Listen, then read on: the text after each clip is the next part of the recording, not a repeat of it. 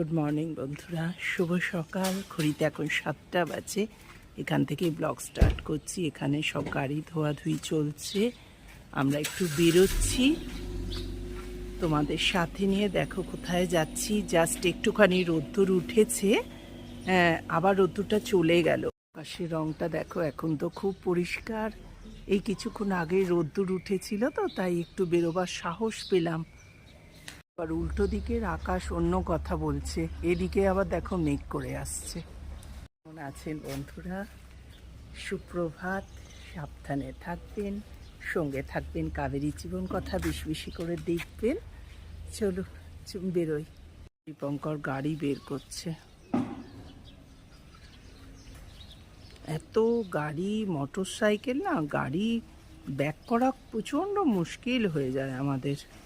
তাই জন্যে আমরা বড় ভেন্টোটা বিক্রি করে এই ব্রেজা নিলাম, ছোট গাড়ি, যাতে এদিক ওদিক সব জায়গাতে এটা ব্যবহার করা যায়। এই দিকটা দেখো, সবুজে সবুজ। এখানে আকাশটা ঝলমলে দেখাচ্ছে, কতক্ষণ থাকবে জানি না। যাচ্ছি আমরা একটু সমুদ্রের ধারে। চলে এলাম সমুদ্রের ধারে। দেখো আছে গো, জল পাওয়া খুব মুশকিল ব্যাপার। ওয়াও, কি আওয়াজ হচ্ছে রে, শুনতে পাচ্ছ? জলে তো একটু নামবই। কি সুন্দর ভিউটা দেখো। দীপঙ্কর গাড়ি পার্ক করছে, তার আগেই কিন্তু আমি নিজে নিজেই চলে এসেছি। কি রোদ্দুর যে। দীপঙ্কর আসছে এবার। মনটা বড়ই খারাপ লাগছে জানো। ওইখানে গিয়ে আবার বসছে কেন? এইখানে বসছো কেন? নামবে না? ও আচ্ছা আচ্ছা, ঠিক আছে। ও বলছে আমি নামবো না। দেখো পুরো পুরো পাটা ভিজে গেল।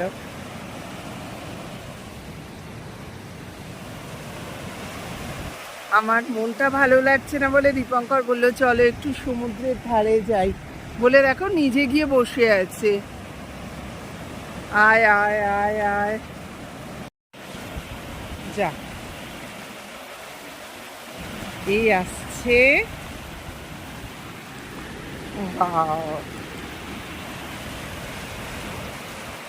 আয় আয় আয় আয় আয়। এত রোদ্দুর, বাপরে।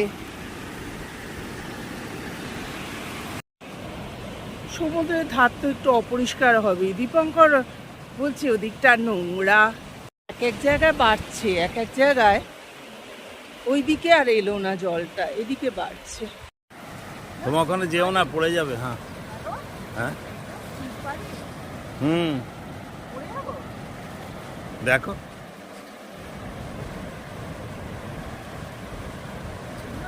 অনেক ইয়ে আছে, প্রচুর পাথর। দেখো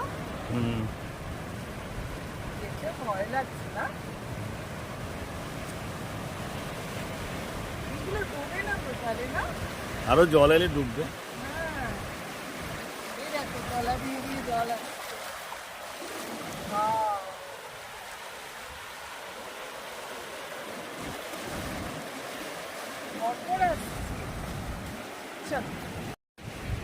দীপঙ্কর এখানে এসে আবার একটু এক্সারসাইজ করছে। সুন্দর সমুদ্রের ধারে না, ফ্রেশ এয়ার। সকালবেলা দেখো দুটো কলেজের মেয়ে বা টিউশন সামথিং বাচ্চা মেয়ে লাগছে, পিঠে ব্যাগ, তারাও এসে এই ঢিপিটার মধ্যে দাঁড়িয়ে ফটো তুলছে। তা দীপঙ্কর বলছে যে এত সকালে এসে ফটো তুলছে, আর কি করবে। এগুলোকে দেখো, দেখালাম না দূর থেকে, আমার সামনে থেকে দেখাচ্ছি। এবার ফেরার পালা। দীপঙ্কর রাস্তা ক্রস করে দেখছে এদিকটা সুন্দর। দেখো জায়গাটা, আমাদের এখানে সমুদ্রের তীরটা ভীষণ ভালো। দেখো দূর থেকে সকালবেলা এলে মনটা ভালো হয়ে যায়। সোলার প্যানেল দিয়েছে আর নিচে কুকুরটা বসে আছে। এছাড়া এখানে আর কোথাও কোনো জনপ্রাণী নেই। হ্যাঁ হ্যাঁ, চলো আমাদের ধোকলা নেওয়া হয়ে গেল। এবার চলো বাড়ি যাই, গিয়ে আবার মাসি কাজে আসবে। কখন আসে তাও ঠিক নাই। কোন দিন 9:30, কোন দিন 9:45, কোন দিন 10টা। এই যে আমরা এখান থেকে ধোকলা আর জিলিপি নিয়ে নিল, আর গোপালের জন্য মিষ্টি। যাওয়ার সময় একটু ডাব খাবো বলে নামলো দীপঙ্কর। দেখো ডাবলারও কানে মোবাইল, এতই ব্যস্ত কথা বলতে। একটু ডাব খেয়ে নি। দীপঙ্কর গাড়ির বাইরে দাঁড়িয়ে খেয়ে নিচ্ছে, আর এই যে আমার ডাব আমি গাড়ির ভেতর খাচ্ছি। বাড়ি ফিরে ঝপাঝপ রান্না বসিয়ে দিচ্ছি, কারণ দীপঙ্কর বেরোবে। তার একটাই পথ হচ্ছে, দেখো ফুলকপি, আলু আর ডিম দিয়ে ডিমের ডালনা, পেঁয়াজ কেটে রেখেছি, আলু বসিয়েছি মাইক্রোওভেনে, তাড়াতাড়ি করে নেবো। আর কিছু একটা দেখি তেঁতো করে নেবো। ও আবার 12টার মধ্যে বেরোবে।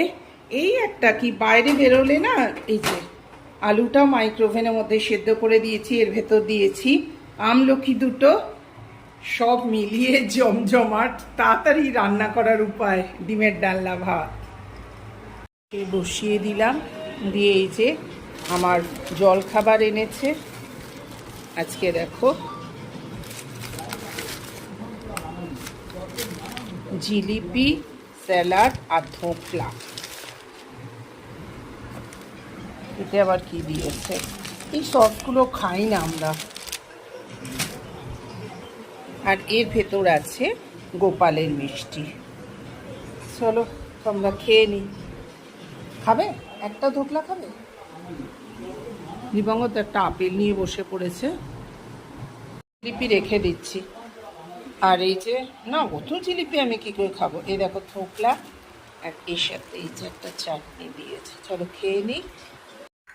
চলে এলাম রান্নাঘরে। হয়ে গেছে দেখো ডিমের ডালনা, ফুলকপি আলু ডিম দিয়ে বড় করে একটা দম, আর উচ্ছে আলু ভাতে। এরই মধ্যে দীপঙ্কর বলছে খেতে দিয়ে দেবে। হ্যাঁ, হয়ে গেলে। তো বন্ধুরা এখানেই রাখছি, আর বেশি বাড়াচ্ছি না ব্লগটাকে। টাটা।